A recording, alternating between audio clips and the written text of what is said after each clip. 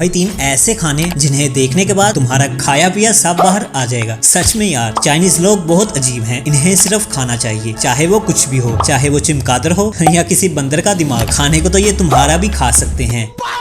दिमाग। क्या तुमने किसी को जिंदा ऑक्टोपस खाते देखा है? अगर नहीं तो ये देख लो भाई कि कैसे इसे मजे से खाया जाता है। लेकिन वाकई यार, हमसे अच्छा तो ये ऑक्टोपस है कि किसी ने इसे मुंह तो लगाया। कहने में तो ये एक जानवर है लेकिन इसके तो मजे हैं भाई। लास्ट वाला देखने से पहले चैनल को सब्सक्राइब करके कमेंट में अपनी मम्मी के हाथों की फेवरेट डिश का नाम लिखो। अब ये देखो भाई, दुनिया का सबसे महंगा चीज जिसका नाम कैसू मार्जू चीज है, लेकिन इसे खा के तुम्हारी बंद हो जाएगी क्योंकि इसे ऐसा बनाया जाता है कि इसके अंदर कीड़े पैदा हो जाएं। इससे पता चलता है यार कि वाकई दुनिया गोल है। और हाँ, अगर तुम भी कभी इटली के गांव जाओ तो गलती से भी वहाँ का पिज्जा ना खा लेना नहीं तो ये कीड़ा तुम्हें भी चैन नहीं लेने देगा। और हाँ, अगर इस कीड़े से जान छुड़ाना चाहते हो तो फटाफट से चैनल को सब्सक्राइब कर दो।